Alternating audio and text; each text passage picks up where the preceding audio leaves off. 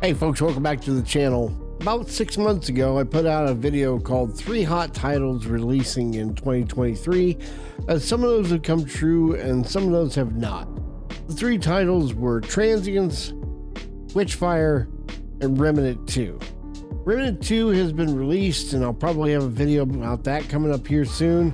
Transients has decided to cook a little bit longer, and Witchfire probably should have. But before we go into any further conversation about it, thank you guys for stopping by.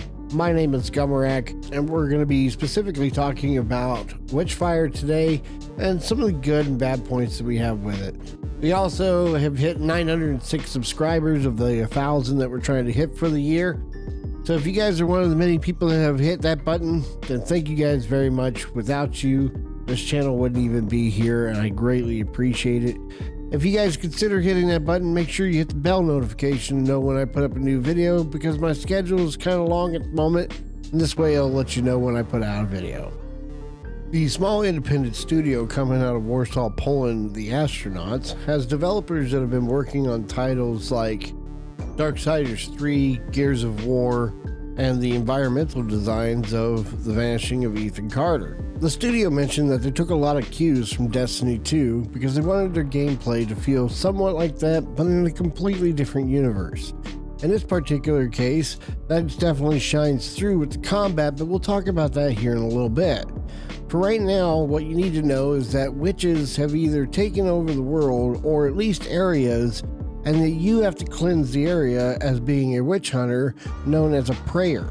As a prayer, you will have your typical arsenal that's available to you, normally some kind of short gun, long gun, and then any number of accessories and, of course, spells.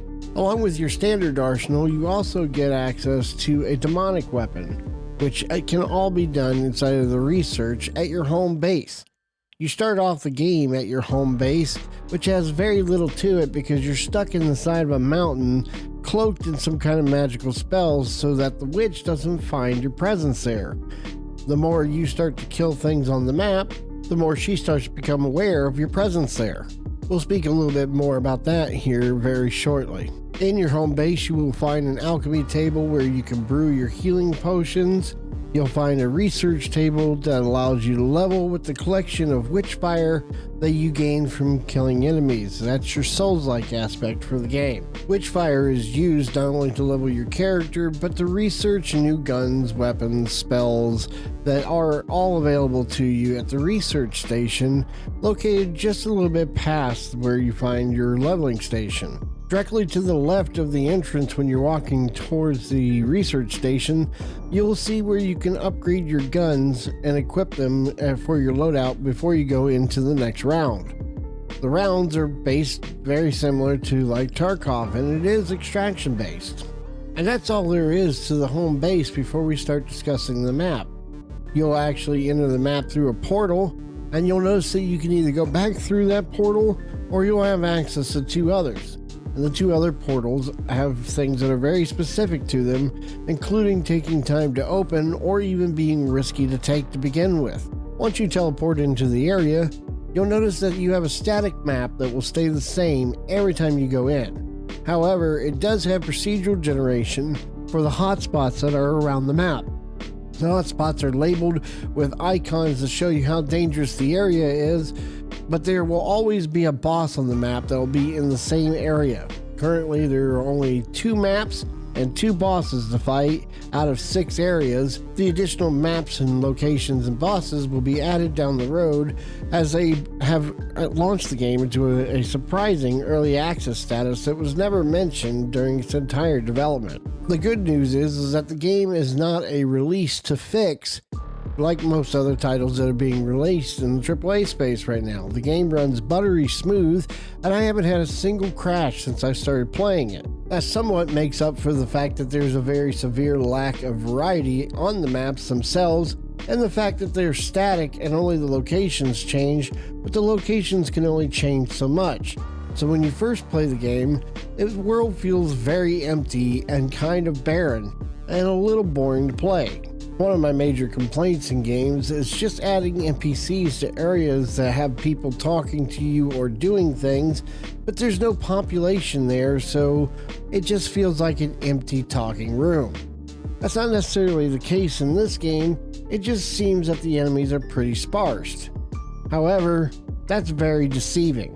When you wind up going back to your base with the collected Witchfire for clearing out areas, you wind up spending it on the leveling station.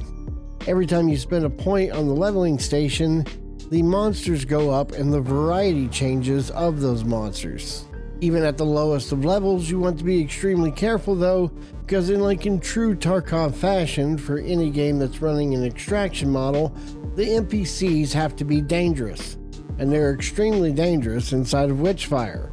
Normally their hits take about 1/4 to 3/4 of your health depending on the mob type, and they do get densely populated as you later get into the game. The higher the level you have, the more crazy the game gets. I'll try to put some footage for you up above on one of the many moments in which you're just doing a random clear to an area when all of a sudden you have 50 monsters on you because you warned the witch inside of the area, because once you do enough killing, it does warn her that you're there. She starts to get a little more spicy. And additionally to that, there are events that are inside the world, one of them in particular being called a Calamity. Calamities will give you an objective to kill a certain number of enemies or something very specific on the screen, and I'm going to get to that point here in just a moment. But you have to complete that objective or kill the root boss for the Calamity and either for the monsters to stop flooding you. Sometimes the spawn point for the main boss for the Calamity will be on the other side of the map, and you will need to get to it and fight it in either to stop the Calamity.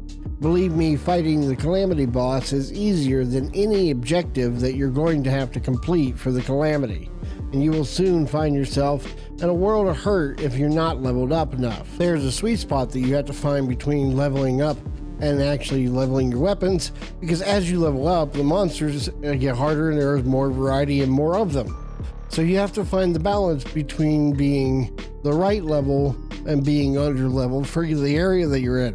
Once you're on the map, you have to learn the actual ins and outs of the monster types that you're fighting, because the descriptions that they put on the screen for the things that are going on won't be much help to you, as they are not very well lit and very difficult to see throughout the entire process. It's one of my largest complaints about the title.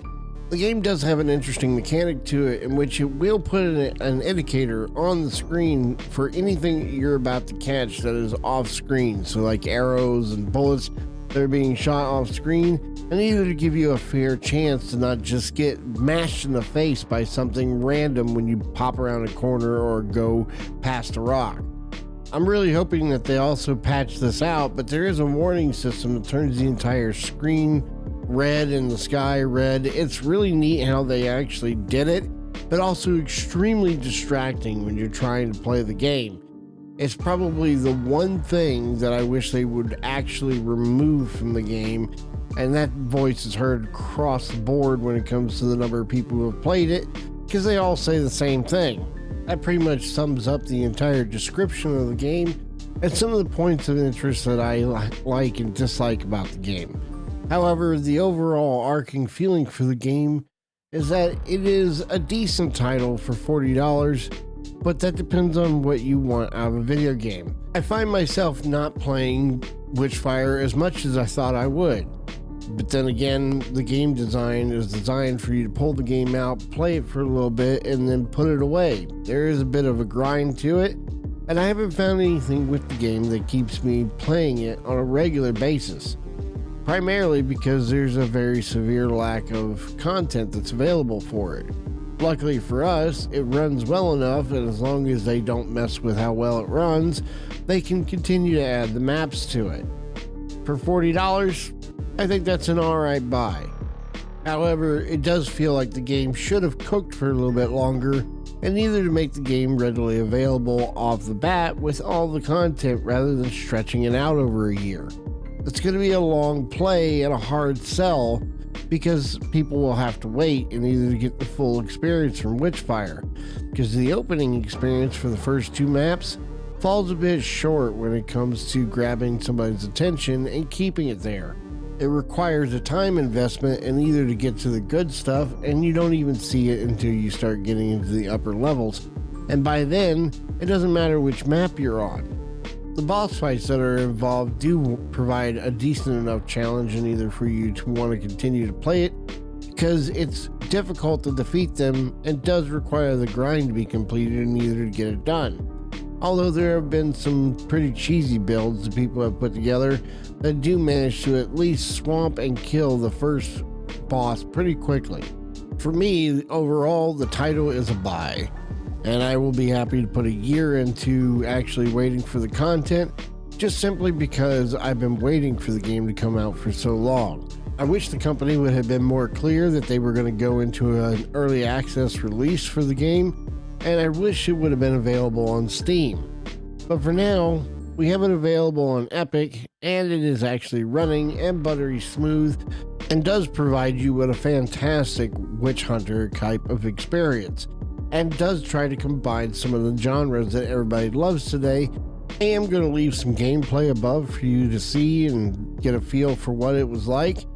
And I'm very happy you guys checked out the video today. If you guys like what you see, make sure you hit that subscription button, hit the bell notification to know when I put up a new video, as it pushes my videos and my channel out to the algorithm gods, and I can't thank you guys enough for that.